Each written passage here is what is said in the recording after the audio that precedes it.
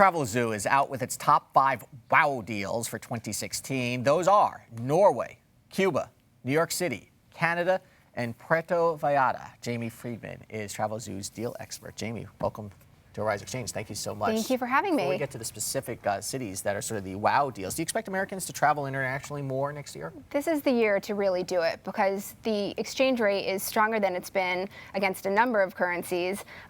So that's going to help. But I also think people will stay domestic because international travelers aren't going to be coming stateside as much as they were before because it's more expensive than it's been in quite some time. So that's why you're going to see a lot of deals in the major cities that normally attract Brazilians, Canadians, and Europeans. And you think Americans may travel more within the United States, is what Yes, you're saying. exactly. Is that because all the foreigners won't be here? Exactly, exactly. There's more reason to stay? Yeah, more open rooms, and so the deals will be more aggressive because of that. Okay, let's start with Norway. Yes.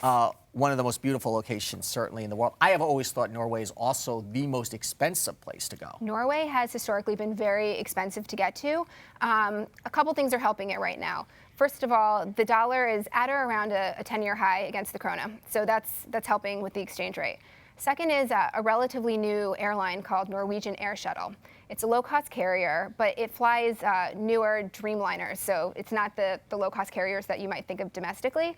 Not the bucket of boat. Exactly. Okay. So the flights between New York and Oslo, we're seeing on average around 500 round trip, which it's a great entry point to Europe in general if you could get in at that But price. Oslo may be the most expensive city in the world. How does it compare as far as hotel prices? Certainly the strong dollar is really a major driver in all of this, but overall? Overall, it's not going to be a cheap destination, but if you're looking to go there, if it's been on your list of places to go, this is really the year to look to do that. Cuba, everybody you talk to wants to go to Cuba. It's very popular right now.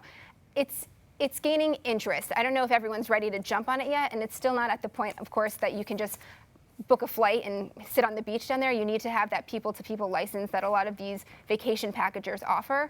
But a lot of airlines like JetBlue, Delta, they're starting to invest in those routes. More vacation packagers are starting to want to get in on that A lot of game. these, by the way, are charter flights. You have to kind of go through an agency. Exactly. But, So you but, can't book it but there's yourself. like one of 13 reasons you need to go, and almost everybody can kind of fit into one of those reasons. Exactly, and you can get that through these accredited vacation packagers pretty easily at this point.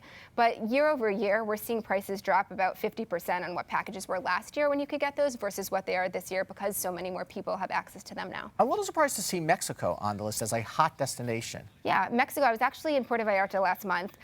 It's beautiful. It's recovering from a lot of the state warnings to go there. And so it's also pulling for market share against Cancun, against Cabo, but a lot of new places, hotels are investing in it right now. 5 new hotels opened this year alone.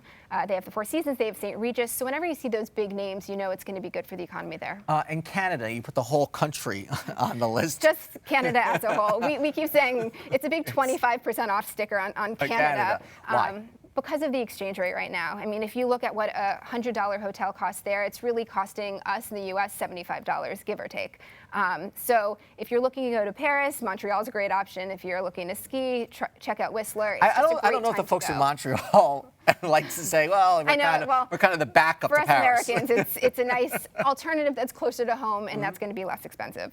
And easy to get to, of course, and easy, no travel restrictions as well. Exactly. New York City is on this list.